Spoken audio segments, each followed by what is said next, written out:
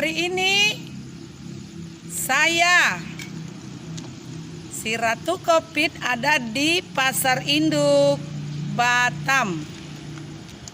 Pasar Induk Batam yang sudah porak-poranda, hancur, babak belur. Sekilas info yang saya mau kasih tahu kepada seluruh masyarakat yang ingin ke Batam, tolong singgah ke lokasi Pasar Induk, melihat betapa megahnya bangunan ini, betapa luar biasanya bangunan ini. Arsiteknya, perancangnya diambil dari luar negeri. Banyak orang-orang pintar di Indonesia ini yang bisa membuat jauh lebih bagus dari yang dibuat oleh orang Eropa ini. Tapi ini sekilas info, nanti kita akan lihat di channel berikutnya tentang Pasar Induk. Guys, ada sedikit informasi, pengetahuan yang saya mau beritahukan tentang kejadian yang sudah terjadi di Indonesia di masa-masa pandemi ini.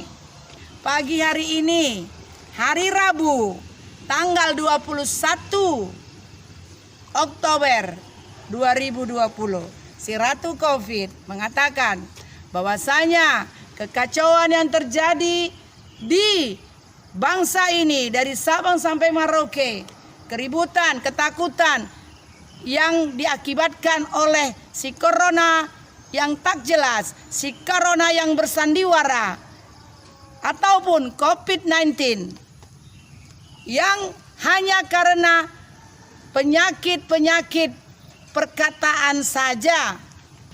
Dari musim ke musim, bangsa Indonesia ini tanpa disadari sudah hidup dalam kehidupan yang penuh dengan propaganda. Mulai dari hal yang kecil hingga yang besar. Propaganda itu, saudaraku, halo guys, adalah satu rangkaian pesan yang bertujuan, ingat, propaganda itu tujuannya untuk mempengaruhi pendapat dan kelakuan masyarakat. Untuk mempengaruhi, itulah propaganda. Propaganda tidak menyampaikan informasi secara objektif, tetapi memberikan informasi yang dirancang untuk mempengaruhi pihak yang mendengar dan pihak yang melihatnya. Contoh, masyarakat sudah dipengaruhi melalui media-media bahwasanya virus corona itu adalah virus yang mematikan. Virus corona itu adalah virus yang menakutkan. Padahal hari ini saya katakan, virus corona itu adalah sandiwara saja. Saya berani katakan, virus corona itu hanya konspirasi dari elit global, dari Rockefeller.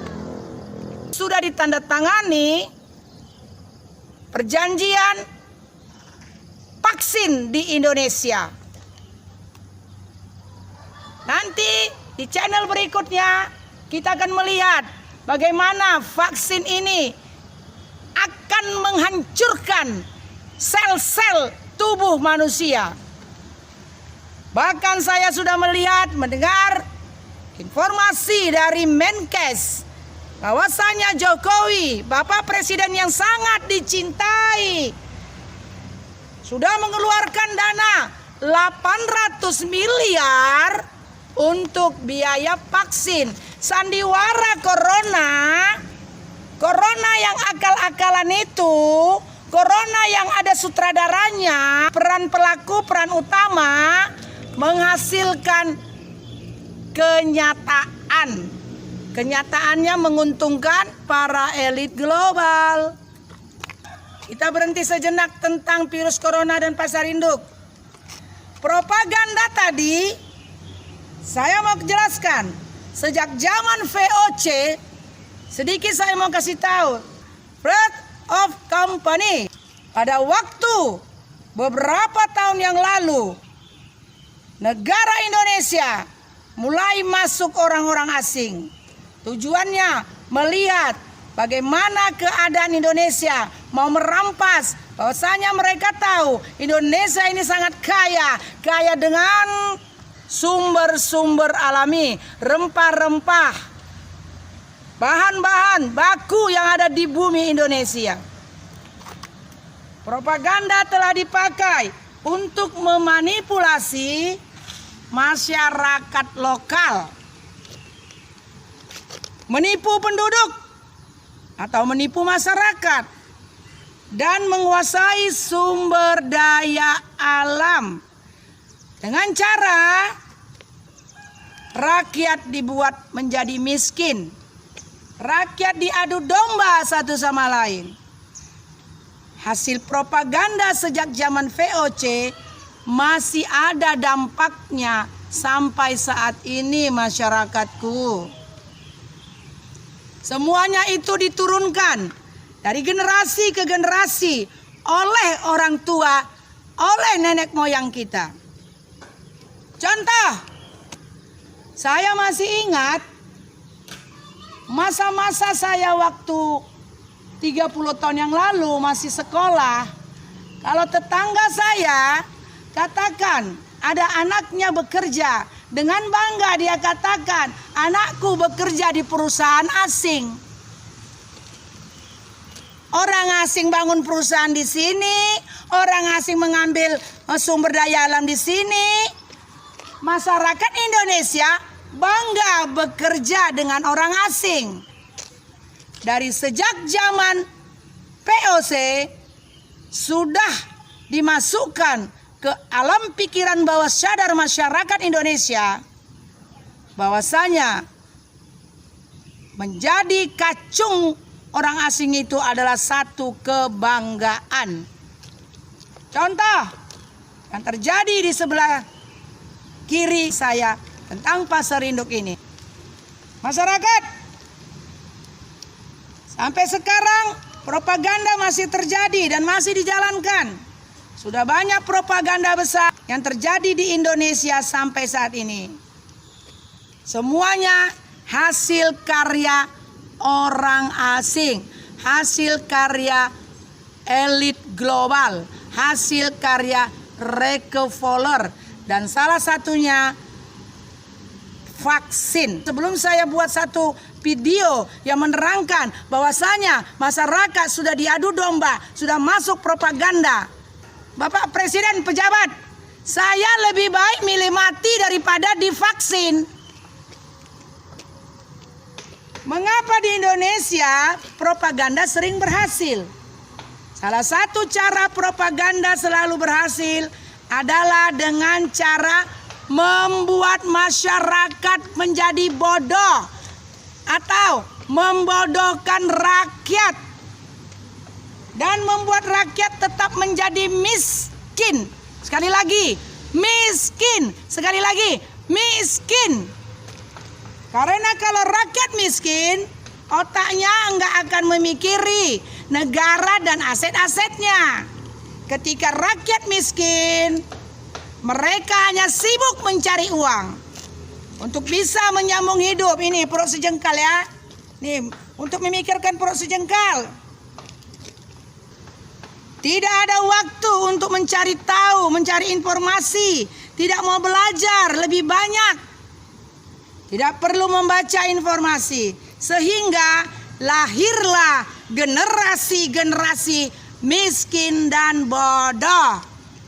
Kalau bodoh, mereka nggak akan kuat mikirin aset negara ini.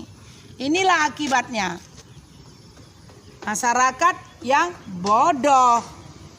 Ada sebagian pedagang yang masih mau menjadi kacung orang asing. Ada sebagian masyarakat pedagang mau menjadi kacung orang asing. Orang asing membangun di Indonesia ini. Masyarakat pedagang meninggalkan aset negara ini. Tiap bulan kita jadi budak orang asing. Bukan kita ya, mereka. Saya nggak mau. Tiap bulan membayar uang kepada orang asing.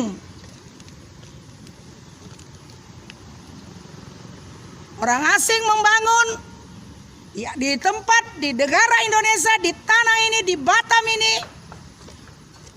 Beberapa dari pedagang yang belum mengerti bahwasanya betapa kayanya Indonesia, betapa banyaknya orang pintar yang bisa membuat jauh lebih luar biasa daripada orang asing, mau memberi uang mereka, tenaga mereka kepada orang asing. Oke. Jadi kalau sudah bodoh, kalau sudah miskin, hanya memikirkan perut sejengkal, masyarakat atau mereka nggak akan kuat mikirin aset negara yang dirampas oleh orang-orang asing. Melalui orang-orang yang serakah dan yang tidak bertanggung jawab. Jadi, guys, dari zaman dulu, sejak sebelum 1945, bahkan sampai 1965, G30 SKI, masih banyak orang-orang yang tidak bertanggung jawab untuk negara ini. Bahkan sampai sekarang, sampai detik ini, masih banyak masyarakat, bahkan para pejabat yang tidak bertanggung jawab untuk bangsa ini. Terjadilah perampasan pertama Freeport akibat POC masuk ke Indonesia. G30 SPKI 1965 akibat masuknya pengaruh orang asing ke Indonesia, mempengaruhi pejabat ya, masyarakat ini bodoh tolol, nggak ngerti apa-apa. Dan sekarang masuk lagi tahun 2020 awal, orang asing membuat pikiran alam bawah sadar masyarakat Indonesia ini bahwasanya virus corona adalah virus yang bisa membuat mati. Sehingga agama pun sudah mulai hilang. Sehingga iman yang ada di bangsa ini, keyakinan tentang beragama sudah mulai pudar. Banyak pakar-pakar pendidikan yang saya perhatikan membuat konten, tidak lagi ada membicarakan Tuhan adalah di atas segala Tuhan. Banyak para orang pintar tidak lagi membicarakan betapa kayanya Tuhan yang memiliki alam semesta ini. Yang hanya dibicarakan virus corona, COVID-19 dan vaksinasi. Semuanya itu menghabiskan uang bangsa ini, membuat ekonomi bukan lagi merosot ya Dokter Tirta. Dokter Tirta nggak lagi merosot, babak belur, hancur, porak-poranda. Bayangin aja, 800 miliar sudah diserahkan kepada Sinovac untuk pengpanjar vaksinasi. 800 miliar itu dibagi 297 juta orang Indonesia. Masyarakatnya bagikan. Mari Dokter Tirta bagikan 800 miliar atau 1000 miliar dibagi 297 jiwa. 297 juta jiwa di Indonesia. Berapa itu? Bagikan saja, tapi dikurangi. Para pejabat orang kaya jangan, menengah ke bawah saja. Oke? Dokter Tirta yang baik hati, para pejabat Menteri Kesehatan. Oke? Bagikan uang yang diberikan untuk membeli vaksinasi 800 miliar dibagikan 290 juta penduduk Indonesia. Dan dikurangi para pejabat anggota DPR, kurangi dan masyarakat akan sejahtera. Oke? Dan akibat propaganda tersebut, itulah yang sudah terjadi pada tanggal 19 Agustus 2020.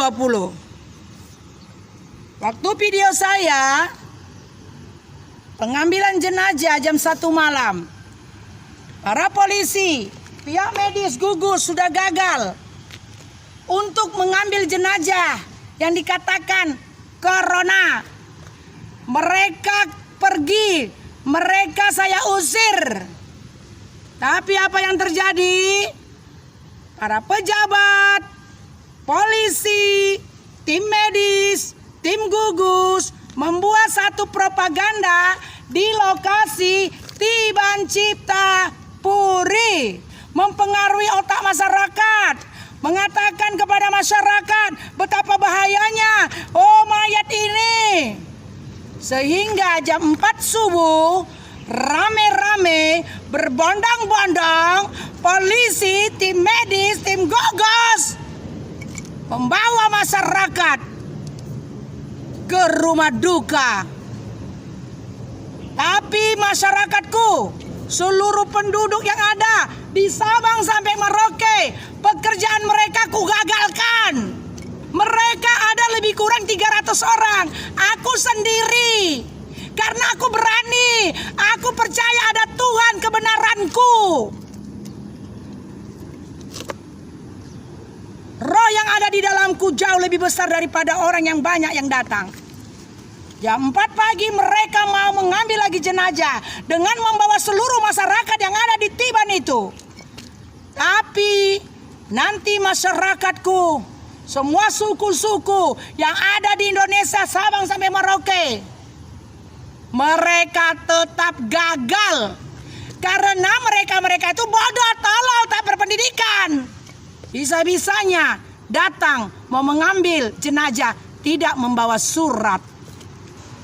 Bapak Muldoko staf kepresidenan, Bapak Gubernur Jawa Tengah Ganjar Pranowo, aku sudah banyak dengar berita tentang biografi Anda. Sekalipun saya ada di Batam ini, saya belum pernah melihat, mengetahui, mencari informasi tentang biografi Gubernur Batam. Tapi Bapak Gubernur Jawa Tengah Ganjar Pranowo, aku sudah melihat, mengetahui biografimu. Ada 4 kelakuan ngengel yang kau buat. Kelimanya buat aku, Hartina Linda, si Ratu Covid, keluargaku yang meninggal tanggal 19 Agustus 2020 dikatakan corona, padahal tidak corona. Aku yakin seyakin-yakinnya 100% keluargaku, Pendeta Joshua Hasnanta Ginting, tidak corona. Bapak pejabat Muldoko, kemarin kau katakan tinjau ulang pihak rumah sakit. Marilah Bapak Gubernur Ganjar Pranowo yang baik hati, sekalipun engkau Gubernur Jawa Tengah, hari ini, pagi ini, aku mohon mengundang engkau ikut campur dalam urusan membongkar habis kerjaan mereka-mereka yang mengkopitkan orang yang meninggal padahal tidak covid. Oke, lihat videonya. Saya yakin dari sini, besok dan seterusnya tidak pernah ada lagi kejadian yang seperti ini. Jangan lupa subscribe, like, dan komen Anda kami butuhkan. Karena satu saat nanti kita akan membuka satu temu muka untuk membahas, membicarakan supaya virus corona di bumi hanguskan di bangsa Indonesia ini. COVID-19.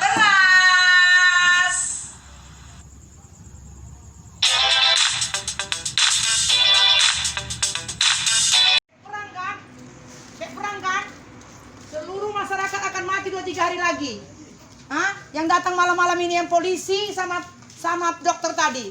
Seluruh masyarakat akan mati. Terlambat orang ini datang, Pak. Terlambat. Bapak tuntut orang ini. Nanti dibelah laporan adekku. Kau tahu apa dokter. Sikio semua. Dibelah nanti perut adekku. Kau bungkus lah dia, kau bilang corona. Hah? Kau taruh dah, kau ambil alatnya. Orang pendeta kau gini. Semua masyarakat kau bodoh-bodohi. Malam kau datang, jangan datang wartawan. Tadi pagi kau datang. Semua besok masyarakat udah mati. Terlambat kau datang. Tidak ada surat dia datang masyarakat. Nah, jadi kita masyarakat jangan mau bodoh. Celiklah mata kita. Jangan mau kita bodoh. Terbuka mata kita. Malam dia datang, apa maksudnya? Tanda tanya besar. Biar jangan ada wartawan. Dibawalah ini, dibungkuslah nanti datang. Keluarlah, isi perut diambeli. Bangsat ini semuanya peraturan. Seperti apa ini? Inilah yang tidak disukai Soekarno. Rusak bangsa ini. Tahu? Pagi-pagi kau datang selamat masyarakat. 2-3 hari semua masyarakat akan mati. Kita tuntut mereka. Malam dia datang. Apa malam-malam? Anggaran negara habis. Seperti perang kita dibuat orang ini kan? WHO. Hah? Seperti perang kita saudara perang. Dibutakannya pengetahuan kita. Coba kalian pikir malam dia datang. Kalau memang virus corona kau selamatkan kami, masyarakat kami di sini. Sebesok aku udah mati. Udah semuanya guru-guru udah peluk mayat. Pak RT pun udah peluk mayat. Aku pun udah peluk mayat. Air ludah adikku tadi, Pak, ini. Sumpah demi Allah, nama siapa Tuhan yang ada di dunia. Begini kan tadi mulut adikku tadi airnya semua begini kan. Suruh Bapak di sini enggak. Tengok. Jadi kalian jangan mau ditipu dengan penyakit dari hasil perkataan, bukan betul-betul ada. Ini kasihan anak kita ini tidur anakku ini. Biar besok dia jadi aset negara yang berkualitas. Masa malam datang, logika enggak masyarakat? Udah mati kita di satu kampung. Malam dia datang, kalau virus corona kau datang pagi. Jangan kau datang sekarang. Biar kami selamat. Tengok berapa hari ini, kalau nggak ada yang bisa di masyarakat ini, apa nggak terlalu memalukan mereka yang datang ini? Berapa aset negara udah habis orang ini malam-malam datang? Bahwasanya perang yang terjadi inilah dia, ini perang ini. Inilah perang. Udah. Jadi kalau kita punya pengetahuan, kita belajar, kita bisa mengatasi orang-orang yang mencolong. Betul nggak? Kalian aku pertanyakan, betul nggak? Kalau memang virus corona pagi, guru-guru semua sudah menciumi, semuanya anaknya mati. Nah, jangan mau mengada-ngada malam-malam tengah malam. Biar apa? Biar jangan datang wartawan. Biar yang bisa kau suntik, kau suntik. Pak RT ingat Allah, Pak, Allah Akbar. Allahu Akbar, Pak. Allahu Akbar. Ingat Pak RT, Allahu Akbar. Selamatkan Indonesia, kata Soekarno. Jangan mau disolomi. Malam-malam dia datang tidak mau surat. Tadi tahu kan? Tanya mana surat? Kita mau ada. Apa arti sebuah surat? Sekolah apa itu? Ini ada anak sekolah ini. Ini SMA, ini SMP. Jawabannya tahu kalian? Apa arti sebuah surat? Pasir rumah sakit mana? Ayo ke rumah sakit aku ya. Rumah sakit udah terlalu banyak Indonesia ini ditipu orang Indonesia yang ratusan uang ini. Tapi tadi aku bilang, kalau kau kasih aku 100 juta, nggak apa-apa kau beritakan virus corona. Nah, kamu lah aku tanya. Dari mulai ada berita corona, ada dari mengatakan dia tahu ada corona. Anda berita mulut. Tadi kita datang polisi itu bilangnya gini. Di demo ada orang mati. Apa tentang enggak? Terbukalah cerita mata kita anak bangsa ini. Jangan mau dibodoh-bodohi. Kita tinggal indah insinyur. Anakku ada 3 sekolah, tidak mau seperti kalian. Ini sengaja nggak tidurkan ya anak ini ya, biar terbuka. Kalian ini yang tidak disukai Soekarno. Biar terbuka mata kalian, belajar betul-betul. Masa ditanya mana surat, apa arti sebuah surat? Surat. Tidak ada kau datang kemari. Tengah malam maksudnya apa? Tadi pagi lah kau datang, takutkah kau? Orang ramai ada wartawan. Pak RT, Allahu Akbar Pak RT. Allahu Akbar. Bukannya bawa sumbangan, bawa air minum kau kemari. Membawa rusuh kau kemari. Pemerintah kalau tak kau udah kasar ya. Sekarang ini kau tadi cakap ini kau udah sini cepat. Tengah malam datang. Kalau orang membunuh aja. Kalau membunuhnya lah tengah malam kau datang. Pagi kau datang. Pagi biar selamat semua masyarakat. Ini malam kau datang udah tersirat semuanya virus corona sama orang. Bodoh tolong dongok kau.